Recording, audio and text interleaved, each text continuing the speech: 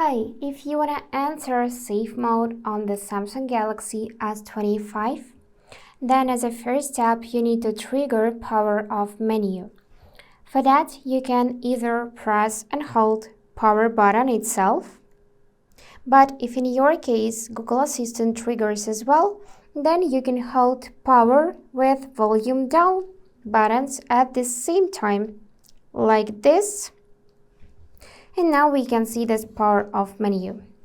So from here, you will need to press and hold power off option. And now we can see safe mode option. So downloaded apps in safe mode will be temporarily disabled to help you troubleshoot your phone. So if you want to enter safe mode, just tap the icon and you'll see that the phone will turn off, and just in a few seconds it will turn back on. So let's wait a bit, and here it is. Now we can see Samsung logo, and we need to wait a bit more till we could see our screen with information safe mode. You'll see it in the corner of the display. So let's wait a bit more. Now, as you can see, it is optimizing apps. That is what safe mode do. So let's wait a bit more.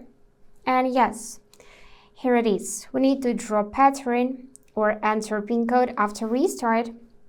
And now you can see this gray marking in safe mode in the down left corner. And also airplane mode is enabled right now. Let's just swipe down. Here it is.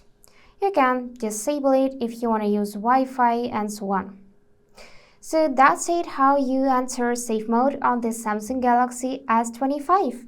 And if you enjoyed this video, please subscribe, like and comment. And I wish you all the best. Bye bye.